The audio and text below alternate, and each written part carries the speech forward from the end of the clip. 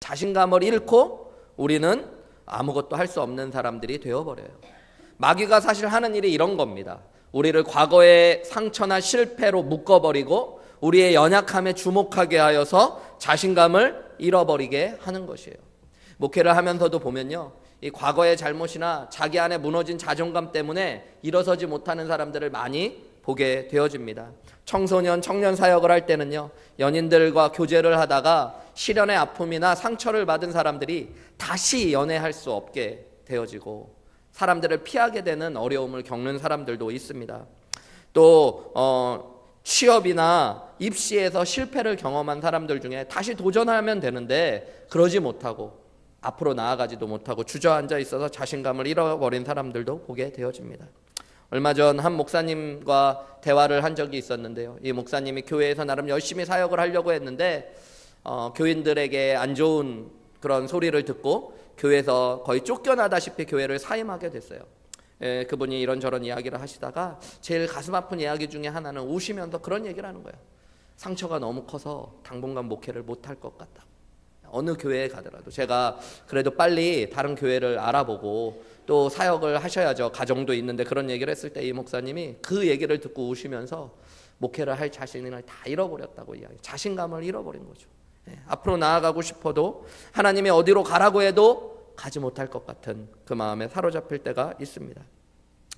교회에 와서도 어떤 분들은 처음으로 신앙생활을 하시는데 그런 분들이 있어요. 우리 교회에 어려운 발걸음을 하고 왔는데 과거에 제가 사실은 다녔던 교회에서 받았던 상처들이 있습니다. 그래서 교회를 나오지만 이 교회에서 제가 어떻게 할지 잘 모르겠습니다. 이런 분들을 만날 때가 있어요. 참 어려운 거죠. 힘내시라고 다시 열심히 해보자고 이야기하지만 말처럼 쉬운 게 아닌 것이죠. 교회에 사역을 하다가 또 어려움을 겪고 또 실망하고 자신감을 잃어버린 분들은 교회에서 사역에 대한 요청이 들어올 때 주저하게 되어집니다. 내가 나아가고는 싶은데 자신감이 없어지는 거예요. 끝까지 잘 해낼 수 있을까? 또다시 상처를 받을 수 있을까? 이런 생각들을 하게 되어집니다. 한번 신앙의 열심을 가지고 나아가다가 실망하고 또 실족했던 분들은 말씀을 읽는 것들, 기도를 하는 것들, 예배를 다시 세워가는 일들을 하고 싶은데 그런 것들 속에서 자신감을 잃어버릴 때가 있는 것입니다. 여러분, 어떻게 보면 출애굽기 7장을 시작할 때의 모세의 모습이 그랬습니다. 출애굽기 7장에 우리의 오늘 읽은 본문의 말씀을 시작하는 모세의 모습이 어땠는지를 알려면 그 바로 앞에 있는 출애굽기 6장 마지막에 있는 모습을 좀 한 번 더 살펴봐야 됩니다. 우리가 이미 2주 전에 말씀을 나누었는데요, 여러분 28절부터 30절, 출애굽기 6장 28절부터 30절의 말씀을 한번 저랑 같이 보시기 원합니다. 여호와께서 애굽 땅에서 모세에게 말씀하시던 날에 여호와께서 모세에게 말씀하여 이르시되 나는 여호와다. 내가 내게 이르는 바를 너는 애굽 왕 바로에게 다 말하여라. 하나님이 지금 모세에게 계속 말씀하시고 계세요.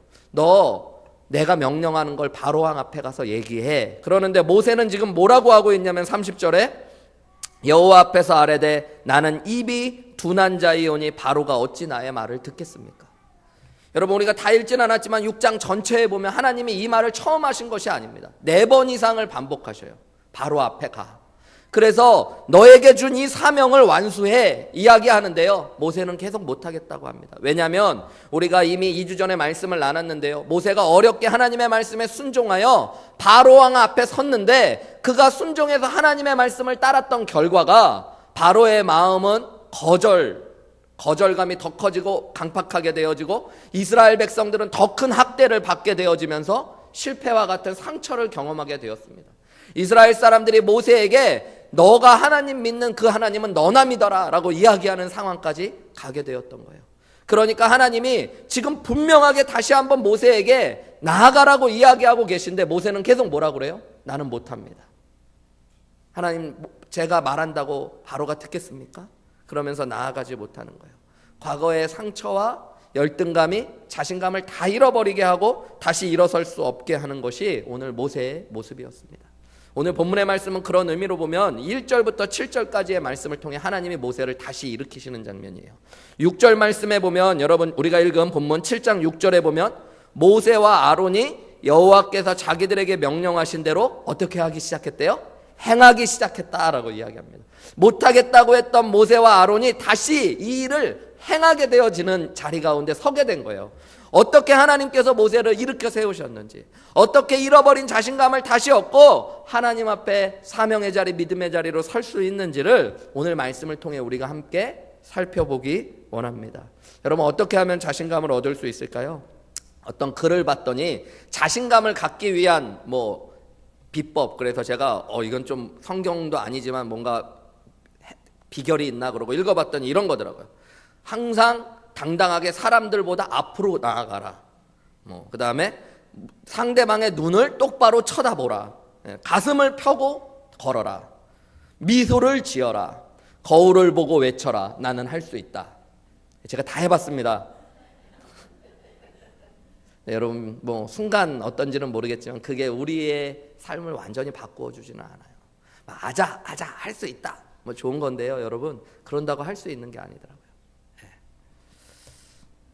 저는 이제 보시다시피 이렇게 체구가 크지가 않잖아요. 그러니까 힘도 그렇게 어마어마하게 센 편이 아니고, 근데 이제 운동은 남들이랑 해가지고 운동은 이기고 지고 할 수 있는데 힘으로 하는 운동들이 있거든요. 여러분 보면은 닭싸움, 팔씨름, 진짜 씨름, 이런 것들, 줄다리기, 이런 거는 제가 좀 약하죠. 아무래도 체구도 작고 무게도 약하니까. 지금도 생각나는 건데, 어렸을 때 이제 우리 학교에서 왜 그런 걸 했는지 모르겠는데요. 초등학교 때 각 반에 반장들이 어디 수양회를 가가지고요.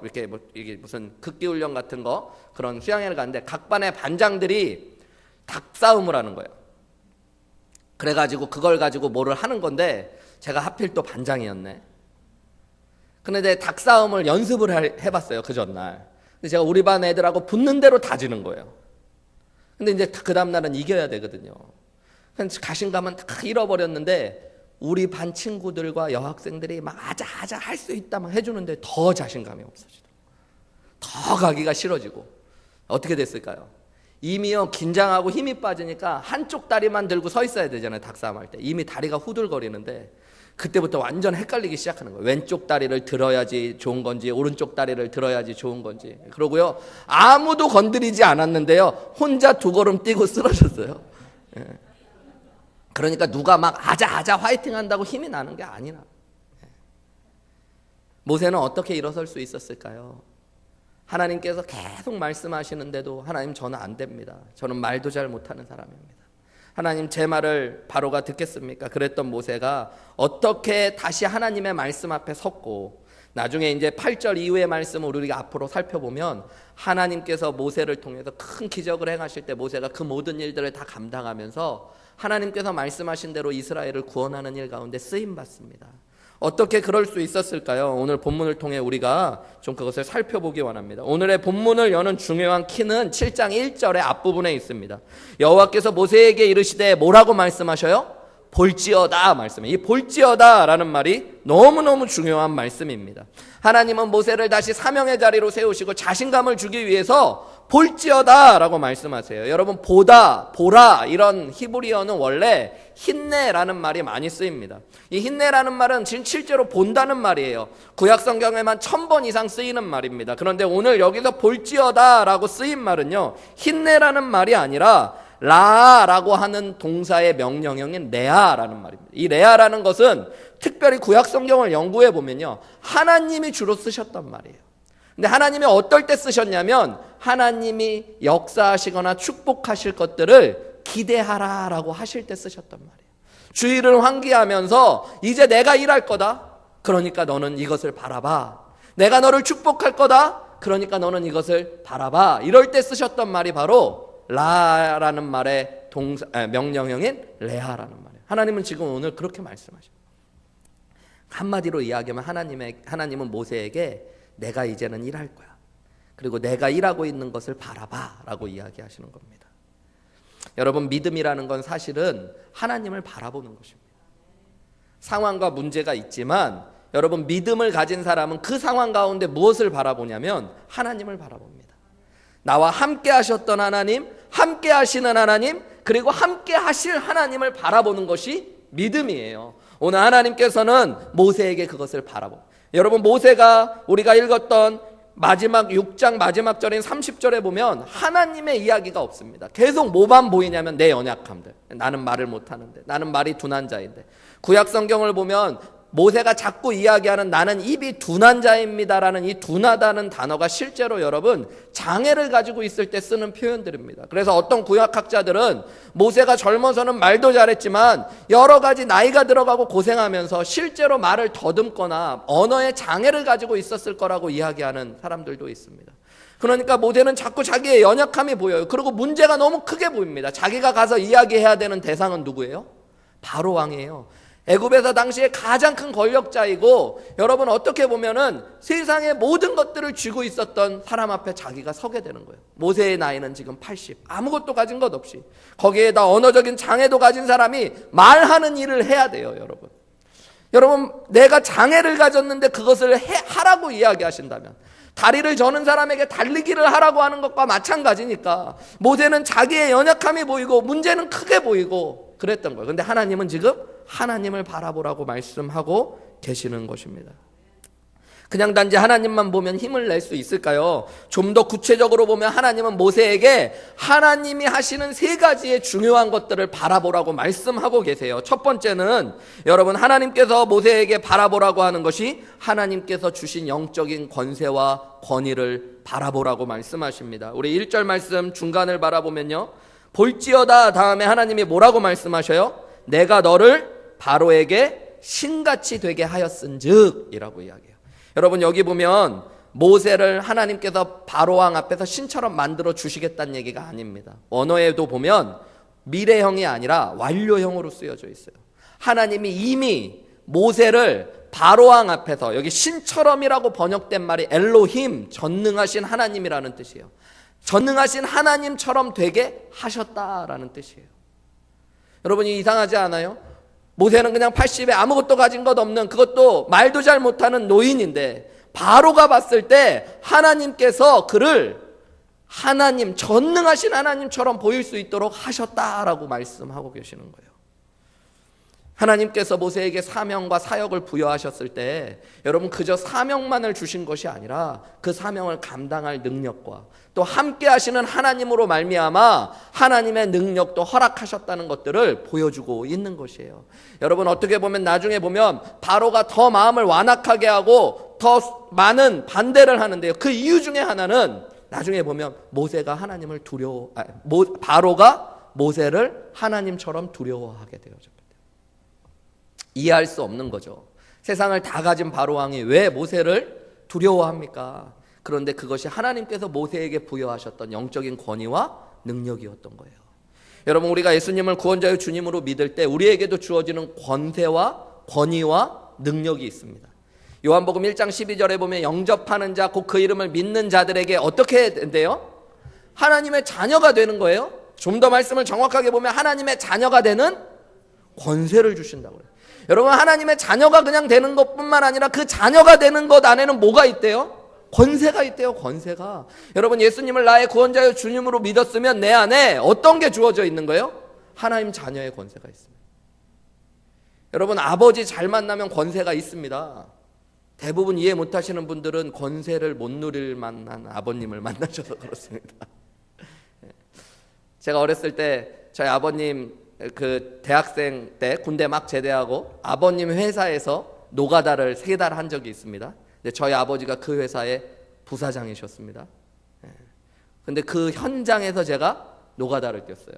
아버지가 일을 시키면서 현장 소장을 불렀어요. 이사분이었는데 그분한테 내 아들인데 데리고 일하고 사원들은 부담 느끼니까 내 아들이라고 얘기해 주지 마. 그러고서 일을 시키라고 그런 거예요. 3달 동안 영종도 공항을 만드는 데서요. 북항이라고 하는 인천공항에서 가스관을 묻는 이런 해상공사를 하는 데서 3개월간 먹고 자게 한 거예요. 얘는 좀 버릇을 고쳐야 된다고. 왜 그랬는지는 자세히 알려고 하지 말고 3달을 거기서 사는데요. 죽겠더라고요.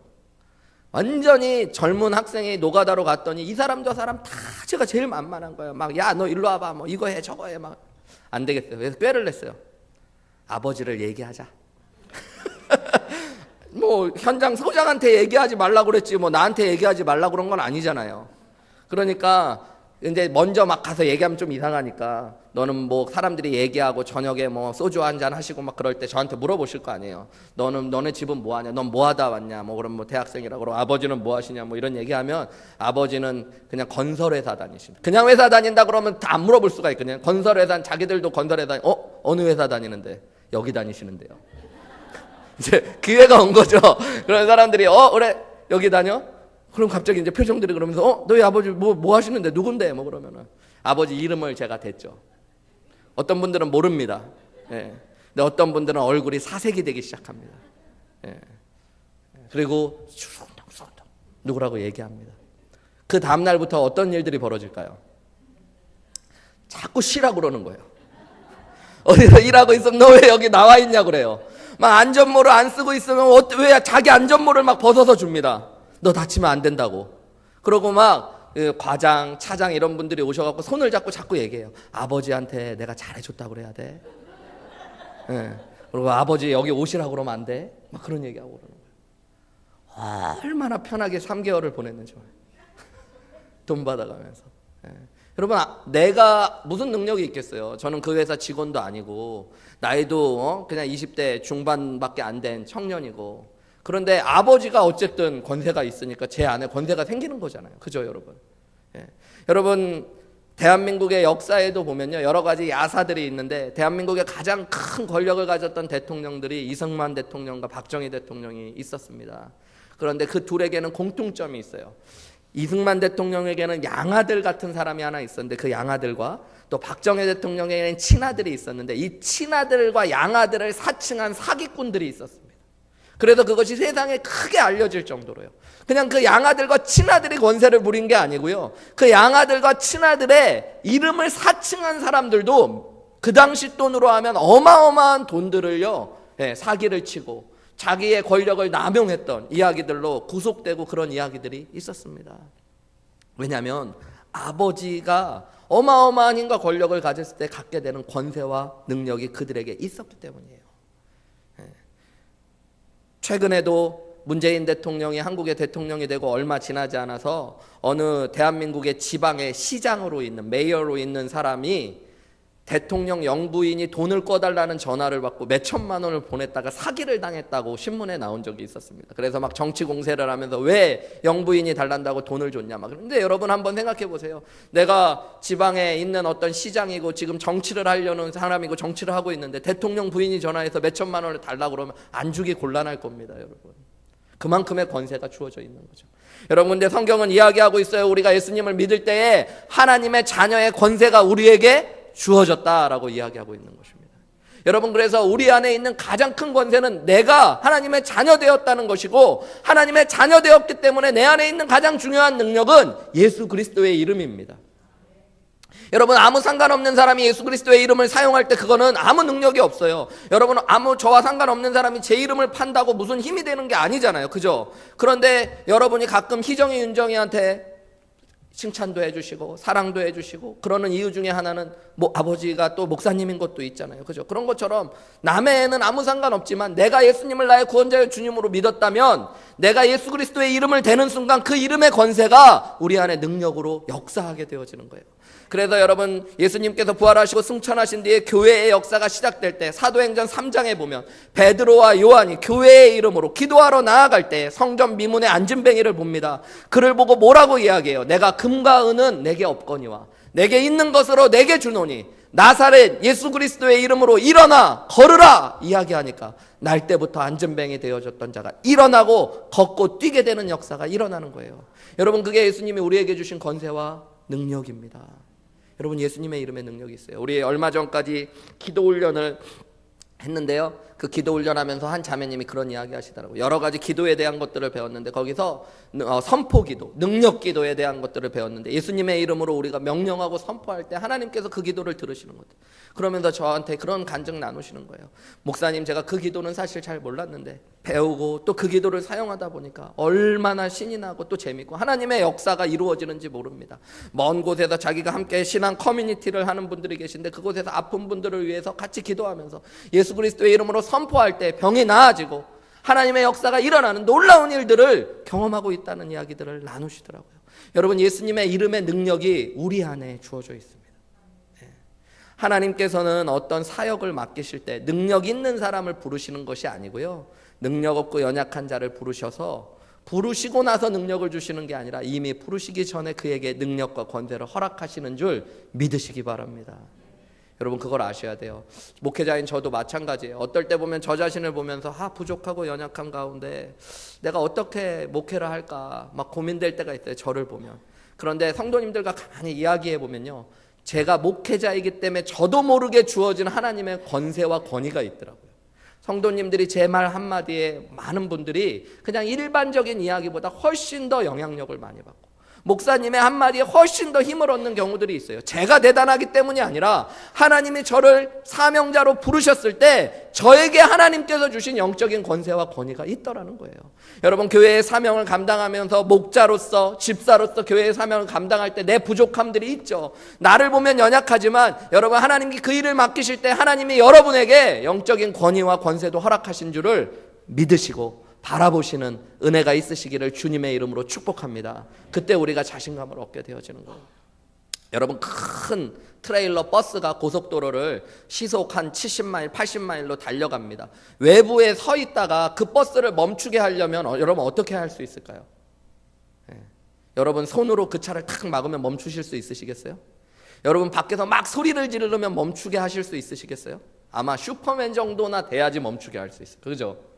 사람의 능력으로는 쉽게 할 수 없을 거예요. 근데 여러분, 그 버스를 쉽게 멈추는 방법이 또 한 가지 있습니다. 그건 뭐냐면 경찰이 앞에 서서 손을 들면 됩니다. 여러분, 그럼 그 버스는 금방 멈춰요. 여러분, 경찰이 어마어마한 힘이 있어서 그러는 게 아니잖아요. 경찰에게 뭐가 있냐면 나라나 국가나 또 지역에서 부여한 공권력이라는 권위의 힘이 그에게 있기 때문에. 그래서 여러분, 트럭은요, 경찰이 손 하나만 들면 그냥 멈춰야 되는 거예요. 경찰의 배지에 그 공권력의 권위와 힘이 존재하고 있는 것입니다. 여러분, 예수 믿는 자들에게 하나님이 주신 권위와 권세가 있다는 걸 꼭 믿으시기 바랍니다. 내 연약함이 아니라, 내 부족함이 아니라 그 하나님께서 주신 내 안에 함께 하시며 성령으로 역사하시는 하나님, 그래서 나를 하나님같이 세우실 수 있는 하나님의 능력이 나와 함께하고 있음을 바라볼 때 그 영적인 능력으로, 영적인 권세로 새 힘을 얻게 되어지는 은혜가 생기는 것입니다. 하나님은 모세에게 너 자신의 연약함이 아니라 너에게 부여한 영적인 권세와 영적인 권위를 바라보라 라고 이야기하시고, 그러면서 힘을 내라 라고 말씀하고 계시는 거예요. 어느 집에 며느리가 시집을 갔는데, 예수 믿는 며느님이 예수 안 믿는 집에 시집을 갔는데 시댁에 갈 때마다 교회 다닌다는 것 때문에 그렇게 미움을 받고 또 구박을 받는 거예요. 그래서 시댁에 가는 게 너무너무 괴로운 거예요. 명절이 되면 몸이 먼저 아픈 거예요. 너무너무 스트레스 받고 힘드니까 하나님 앞에 기도를 했어요. 하나님, 제가 예수 믿는 것 때문에 우리 시댁에 가면 너무너무 힘들고 어렵습니다. 하나님, 너무너무 괴롭습니다. 근데 하나님이 그런 마음을, 너는 하나님의 자녀이기 때문에 네가 시댁에 갈 때 네가 아프고 힘든 것보다 시댁을 거느리고 있는 마귀가 훨씬 더 힘들고 괴롭다, 그런 마음을 갑자기 주시더래요. 근데 그 말씀을 딱 듣고 났더니 그게 믿어지더래요. 그렇지, 내가 예수님 자녀인데 내가 예수님 안 믿는 시댁에 갈 때마다 사실은 나보다 더 괴롭고 힘든 건 안 믿는 시부모님도 그렇지만 마귀가 얼마나 힘들까. 그때부터요, 갑자기 그게 보여지고 믿어지니까 시댁에 가는데 힘이 나기 시작하더래요. 가면서 시댁 문 열 때마다 속으로 외쳤대요. 마귀야, 나왔다. 아프지, 괴롭지, 힘들지. 너 얼마나 그때부터 막 가니까요, 신이 나기 시작하더래요. 얼굴이 밝아지는 거예요. 그러니까 시부모님이 며느리가 예뻐지기 시작해요. 자꾸 오고 와서도 방실방실 웃고, 옛날에 그러면 막 병들어가지고 막 맨날 왔던 며느리가 결국에는 시부모님이 며느리를 너무너무 예뻐하게 되면서 며느님을 따라 교회도 나오게 되고 함께 예수 믿게 되어지고 승리하게 되어졌다는 이야기를 들은 적이 있어요. 여러분, 어떻게 그런 일이 생길 수 있었어요? 이미 우리 안에 주어져 있는 하나님의 권세를 우리가 바라보고 누릴 때 그런 일들이 생기는 것입니다. 기도할 힘이 없고 말씀 볼 힘이 없고 내 무너진 삶의 자리에서 다시 한번 일어설 힘이 없을 때, 여러분, 내 안에 계신 하나님, 그리고 나에게 주신 하나님의 영적인 권위와 권세를 바라보며 힘을 얻고 일어나시는 저와 여러분들 되시기를 주님의 이름으로 축복합니다.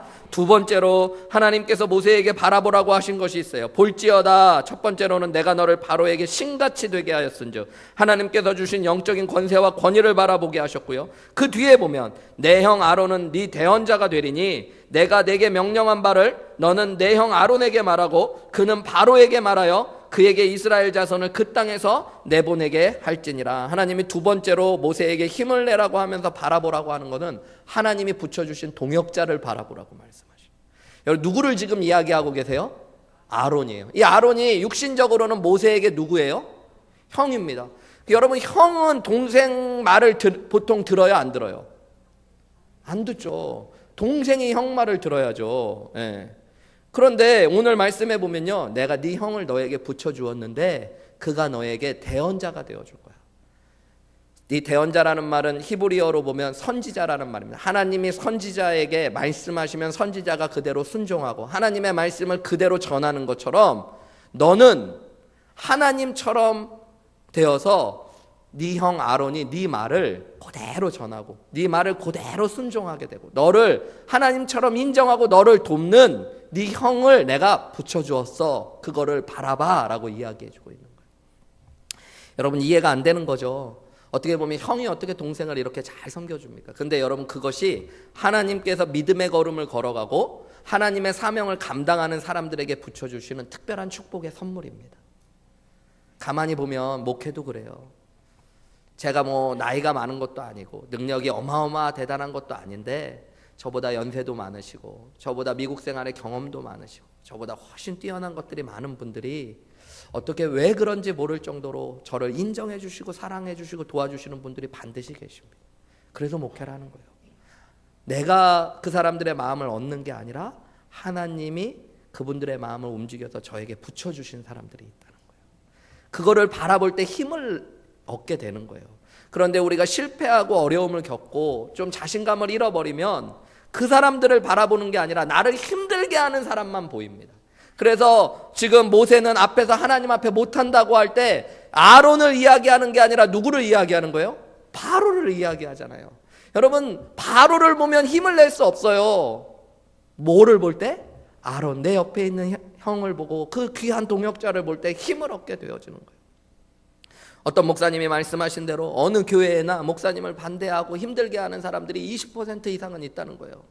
저는 아직까지 20%는 발견 못했어요. 한 5%는 찾았는데 농담입니다. 그런데 그분이 하셨던 얘기가 그래요. 문제는 목회자들이 80%의 자기의 지지하는 사람들을 보는 게 아니라 자꾸 그 20%의 사람들을 100%처럼 보기 때문에 힘들다는 거예요. 근데 실제로 그렇더라고요. 어려운 일이 생기고 자신감을 잃어버리면요, 한두 명이 안 좋은 얘기 한 이야기를 들으면서 모든 사람이 다 나한테 그러는 것 같은 마음이 드는 거예요. 성경에 보면 엘리야라는 하나님의 위대한 종이 실패하고 자신감을 잃었을 때 하나님 앞에 제일 먼저 했던 얘기가 뭐냐면 하나님, 저 혼자 남았습니다 라고 이야기하는 거예요. 근데 하나님은 뭐라고 그러냐면 아니야, 나는 너와 함께 믿음의 걸음을 걸어가는 7,000명을 남겨놨어 말씀하시고. 7,000명이 안 보여요. 희한하잖아요. 어떻게 7,000명이 안 보여요? 근데 여러분, 그게 마귀의 역사입니다. 여러분, 이상하게 어렵고 힘들 때 내 옆에서 나를 응원해주는 내 가족이 있고 내 아내가 있고 내 남편이 있는데 그게 바라보여지지 않는 거예요. 그게 짐처럼만 여겨지는 거예요. 여러분, 목장 식구들이 얼마나 귀한 분들인지 몰라요. 제가 어저께 목장 모임, 가정 목장 모임 하는 곳에 초대받아서 함께 가서 예배를 드리고 했는데 거기 목자님이 그런 이야기 하시더라고요. 자기가 예전엔 교회 오래 다니면서 그냥 신앙생활하면서 솔직하게 교회 분들하고 있었는데 그냥 즐겁고 좋은 관계는 있지만 막 나한테 힘이 되고 이런 것들에 대해서는 솔직하게 잘 몰랐다고. 자기도 그렇게 신앙생활 해본 적도 별로 없었고, 그런데 이제 목자로서 부족하지만 연약하지만 사역하다 보니까 우리 목장원들이 자기가 얼마나 힘이 되는 존재인지를 알게 되겠다. 부족한데 연약한데 자기를 인정해주고 지지해주고 응원해주고. 여러분, 그게 믿음의 공동체인 거예요. 여러분, 우리 교회가 그런 교회 되시기를 주님의 이름으로 축복합니다. 그것뿐만 아니라 여러분이 나에게 힘이 되는 관계를 항상 바라보면서 힘을 얻으실 수 있는 귀한 은혜가 있으시기를 주님의 이름으로 축복합니다. 한번 오늘 말씀을 들으면서 떠올려 보세요. 내가 만날 수도 없을 만큼 기가 막힌 나에게 힘이 되어주었던 동역자, 지금도 힘이 되고 있는 동역자가 분명히 있을 겁니다. 여러분, 저는 좋은 가족들을 만났던 것 같아요. 저의 가족들이 믿음 안에서 저에게 항상 좋은 지지자가 되어줬어요. 제가 어렸을 때 다녔던 교회 부목사님이 저에게 이런 말씀을 많이 하셨어요. 그때는 이해가 안 됐어요. 이 목사, 제가 이제 목사가 된 걸 보고선 저한테 항상 이런 얘기, 이 목사 아니면 이 전도사, 이 목사님, 이 전도사님에게 하나님이 주신 큰 선물 중에 하나가 목사님 가족들인 것 같아, 그런 얘기 하셨어요. 근데 그냥 저는 그 말을 듣고 말았는데 지금 돌아보니까 저희 친척들, 저희 부모님들이 정말로 믿음으로 저에게 얼마나 큰 힘이 되는, 제가 선택한 게 아니잖아요. 가족은 제가 골라서 뽑은 게, 오디션 보고 뽑은 게 아니잖아요. 제가 어디 지원해 갖고 들어간 게 아니에요. 하나님이 저에게 붙여주신 거죠. 제가 대학생 때도 저와 함께 기도 모임 했던 우리 동생들, 친구들이 있어요. 그 친구들 지금까지도 저를 응원하고 기도해 주는 사람들이 있습니다. 청년의 활동 교회에서 함께 하면서 금요일마다 철야하고 기도했던 믿음의 동역자들이 있어요. 지금도 한국에 가면 저를 그냥 받아주고 이해해주고 힘이 되어주는 사람들이 있습니다. 8년 전에 부족하고 연약하지만 미러키 침례교회에서 담임 목회할 때 지금보다 훨씬 연세 드신 분들 많이 있을 때 젊은 사람들은 없고 저보다 다 연세 많으시고 저의 부족한 것들이 많지만 저를 목회자로 인정해주고 지지해줬던 많은 분들이 지금도 그렇고 계셨기 때문에 하나님이 붙여주신 분들, 그분들을 바라보면 힘이 날 수밖에 없는 거예요. 제가 이번에 펀드레이징 하면서 제가 읽었던 책들을 다 이렇게 내놨어요. 그러고서 이제 책을 파는데 어떤 것은 그 안에 저도 모르게 꽂아놨던 것들이 있더라고요. 뭐 받은 쪽지나 엽서나 이런 것들이 있는데 한 번은 이렇게 봤는데 여의도 교회에 있을 때 제가 전도사로 막 처음 갔을 때 어떤 집사님 한 분이 쓰셨던 글이 거기 꽂혀 있더라고. 어떤 책에 목사님 이거 목사님 거 같은데요. 그러고 딱 보니까 전도사님 많이 피곤하고 힘드시죠. 저희가 전도사님 너무너무 사랑해요. 힘내세요 하고 하트를 막 10개 그려놓으신, 제가 잘 아는 어떤 이상란 집사님이라는 집사님이 적어놓은 그 쪽지가 딱 있더라고요. 제가 그렇구나, 그런 분들이 계셨지. 제가 여의도 교회에서 6년 동안 부목사 하면서도 그렇게 지낼 수 있었던 그런 분들이, 그분들 지금도 나한테 응원자가 되시지. 그러면 여러분 힘이 나는 거예요. 힘이 나는 거예요. 여러분, 하나님 모세에게 힘을 주는 사람들이 있다라고 이야기해주고 계시는 것입니다. 보통 6세에서 10세 사이에 자기를 진짜 지지해주는 사람들을 만나면 사람이 자신감을 갖게 된대요. 제가 보니까 좀 그게 맞을 수도 있는 것 같아요. 우리 두 딸이 있는데 큰 딸은 제가 보면 잘하는 게 많은데 좀 자신감이 부족해요. 성격도 있죠. 뭐 소심한 것도 있고. 그래서 앞에 서는 것도 좀 두려워하고 잘하는 것들을 표현할 때 좀 주저합니다. 근데 하면 너무너무 잘한대. 둘째 딸은 좀 부족해도 자신감이 어마어마하게 있습니다. 뭐든지 잘하고 해보려고 그러고 하는 게 있어요. 제가 왜 그런가 좀 고민해봤더니 물론 성격도 있어요. 근데 큰 딸은 한국에 있을 때 유치원 다녔는데 그때 너무너무 자신감 있고 막 사람들한테 칭찬도 받고 막 그러면서 대장같이 지냈거든요. 그래서 유치원 때 별명이, 우리 희정이 별명이 이박사였어요. 이박사. 친구들도 그렇고 막 쫓아다니고. 근데 미국 와서는 애가 왜 이렇게 저렇게 소심해졌을까 보니까 6세에서 10세 사이에 애가 미국에 와가지고 얼마나 힘들었을까 가만히 생각하니까, 한글도 잘하고 한국말도 잘하는데 영어 하나도 못하는 애가 갑자기 미국 학교 가서 자기가 잘한다는 건 하나도 없고 남들은 다 잘하는데 그런 일들을 겪으면서 혹시 그런 게 아닌가, 부모 마음에 그런 생각이 드는 거예요. 그런데 우리 윤정이는 2살 때 와가지고 학교 가가지고 미국 교육을 처음부터 받으니까 뭐 그런 거 별로 못 느끼고, 또 미국 교육이 보니까요 여러분, 말만 통하면 아무리 못해도 다 잘한다고 하는 교육이더라고요. 내가 봐도 도저히 봤을 때 우리 애가 그렇게 잘하진 않는데 네 애는 잘한다는 거예요. 막 무조건 뭐 이거는 좀 하냐, 오 엑설런트, 이거는 좀 괜찮냐, 막 그레이트, 막 다 그러잖아요 미국 선생님들이. 그러니까 애가 자신감이 막 생겨요. 우리의 인생 가운데 우리를 그렇게 지지해주는 사람들을 만난다는 건 복이에요. 실제로 잭 웰치라는 그 지혜의 CEO로 있었던 잭 웰치라는 유명한 경영인이 있잖아요. 그가 자기의 이야기들을 적은 책에 보면 이 사람 어렸을 때 모세처럼 말더듬이었다고 그래요. 말을 심하게 더듬었대요. 사람들에게 놀림도 받고. 그런데 자기에게 받은 복이 있었는데 그건 자기를 지지해주는 어머니가 계셨다는 거예요. 자기가 B도 많이 받고 A를 맞아오면 우리 어머니는 항상 B를 왜 맞았는지 물어보기는 하시는데 항상 마지막에는 A 맞은 것들을 칭찬해 주시고 안아주셨다는 거예요. 자기가 말을 더듬어서 사람들에게 놀림을 받고 그런 것들을 엄마에게 얘기했을 때 어머니는 항상 자기를 안아주면서 너는 머리가 너무 똑똑하고 뛰어나기 때문에 너의 입이 너의 머리의 속도를 따라가지 못하는 것뿐이야 라고 이야기해 줬다는 거예요. 그러니까 자기의 말 더듬는 걸 보는 게 아니라 자꾸 자기의 머리가 뛰어나고 빠르다는 것들을 생각하면서 자존감을 키워갈 수 있었다는 거예요. 만약에 자기가 말 더듬이라고 엄마가 그래 내가 봐도 그렇다 너는 왜 이렇게 더듬냐 이런 이야기만 들었다면 여러분 잭 웰치는 미국 역사상 가장 위대한 CEO로 서지 못했을지 모릅니다. 물론 그도 완벽한 사람은 아니지만 그에 대해서 이야기하는 많은 사람들이 인류 역사상 가장 자신감이 넘쳤던 CEO라고 이야기할 정도로 바로 하나님께서 그에게 붙여주신 귀한 동역자가 있었던 거죠. 어떤 어머니가 한 이야기를 듣고 제가 웃었던 적이 있는데 자기 어머니가 어렸을 때는 우리 자기가 아인슈타인 같은 천재인 줄 알고 우리 보통 엄마들은 애들 보면 다 천재 같잖아요. 어렸을 때는 우리 애가 막 말도 빨리 하고 그러니까 아인슈타인 우유만 먹이다가 조금 이제 커가지고 보니까 얘가 천재는 아닌 것 같고 그래도 좀 똑똑한 것 같아서 서울대학 가라고 서울 우유만 먹이다가 중고등학교 가니까 서울대는 분명히 안 가래 갔다는 걸 느껴서 연세 우유를 먹이다가 고3 때 돼서는 건국 우유를 좀 먹이다가 마지막에는 대학 떨어지고 나서 엄마가 그냥 매일 살아있는 것만이라도 감사하다 매일 우유를 먹였다는 이야기를 들은 적이 있어요. 얼마나 자존감이 상하겠어요. 근데 여러분 그게 아니라 부족하고 연약하지만 너를 지지하고 응원해주는 사람들 여러분 한번 눈을 들어서 보세요. 있습니다. 내가 부족하고 내가 그렇게 잘해준 것도 아닌데 하나님이 붙여주셨기 때문에 나를 응원해주는 사람 교회를 빠지고 왔는데 보고 싶었다고 이야기해주고 기도해주는 사람들이 있어요. 그 사람들을 바라볼 때 힘을 얻게 되는 것입니다. 하나님은 지금 모세에게 바로를 보지 말고 내가 너에게 붙여준 형 아론을 보라고 말씀하고 계시는 것입니다. 저와 여러분에게 하나님 힘이 되게 붙여주신 사람들을 바라보는 은혜가 있기를 원하고요. 그 힘으로 다시 힘을 얻으시는 저와 여러분 되시기를 주님의 이름으로 축복합니다. 마지막으로 하나님이 모세에게 바라보라고 한 것이 무엇이었을까요? 3절부터 5절 말씀을 보시면요.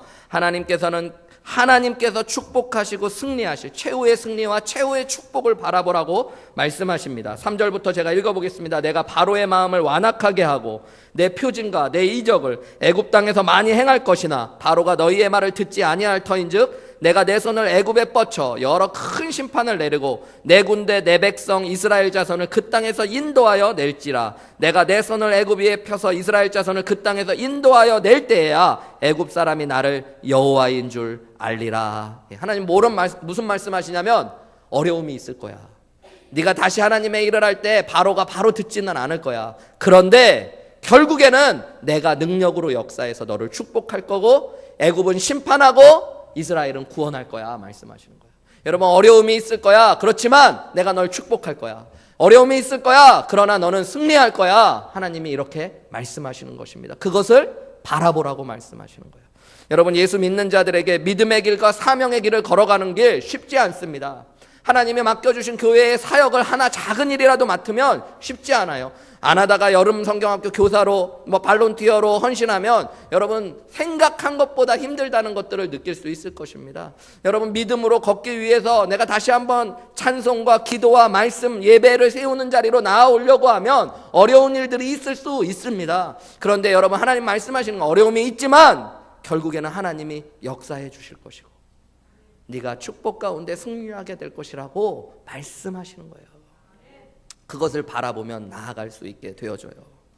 여러분 하나님께서는 반드시 최후의 승리와 축복을 우리에게 약속하십니다. 우리가 믿음으로 걸어가면 하나님의 사명의 길에서 끝까지 순종하며 나아가면 하나님이 이기게 하신다는 것이 성경의 이야기예요. 여러분 성경에 많은 사람들의 이야기가 뭡니까? 믿음으로 살아간 사람들 어려움과 힘든 일들이 있어요 없어요? 있습니다. 그런데 결국에 어떻게 되어져요? 하나님께서 축복하시고 승리하게 하십니다. 여러분 믿음의 길을 걸어가지 않았던 사람들 잘 되는 것 같지만 결국에는 어떻게 되어지는 거예요? 실패하고 멸망한다는 것이 성경의 이야기입니다. 여러분 성경의 마지막 책이 뭐예요? 요한계시록이죠. 요한계시록은 어렵다는 생각들이 있잖아요. 한 젊은 목사님이 신학교에서 공부를 열심히 해가지고 신약학으로 요한계시록으로 박사학위를 받고 나서 어느 교회에 부임하게 된 거예요. 이분은 자기가 이 어려운 요한계시록으로 박사학위를 받았다는 것에 대한 자부심이 있었는데 그 교회를 하루 이렇게 출근하는데 봤더니 교회 사찰 집사님이, 요즘엔 사찰 집사님 안 계신 교회도 많은데 미러키 침례교회는 사찰 목사님이 계시잖아요. 담임 목사님. 그 교회 가까이 사시고 교회 관리하시는데 한국 교회 예전에 보면 건물의 이렇게 한쪽 구성에서 이렇게 교회 관리하시는 집사님들이 계셨거든요. 그런데 믿음도 좋고 좋으신 분들이지만 이렇게 배움이 짧은 분들이 또 많으셨거든요. 그러니까 이제 사찰 집사님이 계신데 그분이 성경을 읽고 계신 거예요. 이 젊은 목사님 출근하다 뭐 읽나 이러고 바라봤더니 요한계시록을 막 열심히 보고 자기 안에 순간 교만한 마음이 든 거예요. 자기 이걸로 박사학위 받고 이게 얼마나 어려운 책인데 뭘 저런 걸 읽고 있나 그러면서 사찰 집사님한테 이해가 좀 되십니까? 이렇게 질문했더니 그 사찰 집사님이 한마디를 하시는데 이 얘기가 박사학위를 받고 요한계시록을 전공한 목사님의 마음을 흔들고 자기가 공부했던 것보다 훨씬 더 정확하게 요한계시록을 정리한 한마디였다고요. 그게 뭐냐면 결국엔 하나님이 이기신다는 말 아닙니까? 그 얘기예요. 여러분 그게 성경의 결론입니다. 이 땅의 교회가 이 땅의 성도들이 고난을 겪지만 하나님께서 능력의 손을 펴실 것이고 교회는 믿음의 성도들은 승리할 것입니다. 여러분 그것을 바라보는 게 믿음이에요. 우리가 이 땅에서 사역하는 거 쉽지 않습니다. 믿음대로 걸어가는 것 어려움도 있습니다. 그런데 여러분 주님은 말씀하셔요. 하나님께서 결국 능력의 손을 펴실 것이고 우리를 승리하게 하실 것입니다. 그것을 바라보면 힘을 낼 수 있어요. 저도 그래요. 목회할 때 순간순간 상황을 보면 막 좋았다 나빴다 그럴 수 있는데 마지막 날 주님이 나에게 칭찬하실 것들을 바라보면 내가 끝까지 순종하고 충성하면 주님이 제 눈물 닦아주시고 안아주시고 잘하였도다 착하고 충성된 종아. 저는 그날을 바라보면 오늘을 걸어갈 힘이 생겨지는 것입니다. 여러분 하나님이 우리를 그렇게 부르신 줄 믿으시기 바랍니다. 월드컵 경기 혹시 다 보셨어요? 2002 월드컵 여러분 기억나십니까? 저도 그 경기를 TV로 많이 주로 다 TV로 봤지만 TV로 실시간으로 다 봤었어요. 보통 월드컵 같은 거 하면 볼 때도 있지만 놓치는 경기도 있는데 월드컵 그때 2002 월드컵 경기는 다 봤던 것 같아요. 그때 저희 아내가 결혼하기 전에 연애할 때인데 교통사고를 당해서 정형외과에 입원해 있었거든요. 근데 거기서도 같이 누워서 TV로 월드컵 경기를 볼 정도로 월드컵 경기를 다 봤어요. 제가 한번 이야기해 볼 테니까 여러분들 기억나는지 한번 보신 분들은 생각나봐요. 첫 번째는 우리가 폴란드랑 경기를 했어요. 그래서 여러분 폴란드랑 경기할 때 황선웅이라는 선수가 첫 번째 골을 넣고 유상철이라는 선수가 두 번째 골을 넣어서 2대0으로 막 이겼습니다. 막 들썩들썩. 근데 두 번째 경기만 이기면 16강 올라갈 수 있는 거예요. 두 번째 경기는 미국하고 했어요. 미국하고. 근데 여러분 이제 미국하고 경기는 비기게 되어집니다. 1대1로 비기게 되어져요. 그리고 마지막 이제 세 번째 경기는 이기거나 비기면 올라갈 수 있고 지면은 떨어지는 경기인데 포르투갈이라는 나라. 그 당시에 포르투갈에서는 세계에서 가장 축구를 잘한다고 그 당시에 이름을 날렸던 피구라는 선수도 있었고요. 지금 가장 축구를 잘하는 호날두라는 선수도 그 당시에 막 신인같이 막 떠오를 때요.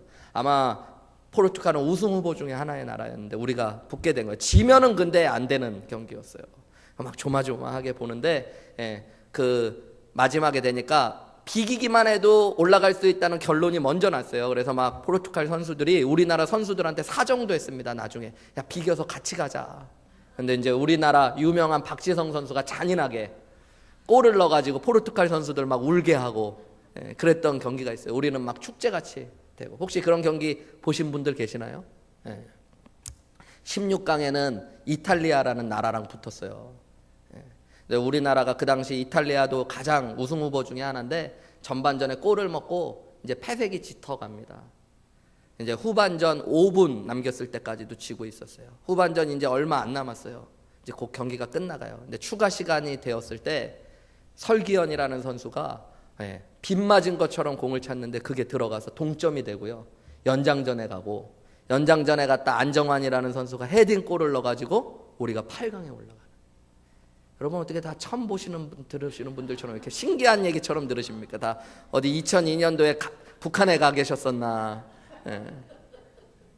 그리고 8강에서는 스페인이라는 나라랑 축구를 했는데요. 간신히 비겨가지고 승부차기를 했는데 저희가 그 기적 같은 승부차기 승리로 4강에 올라가요. 4강에서는 아깝지만 독일에게 지게 되어집니다. 제가 왜 이런 얘기를 길게 하냐면요.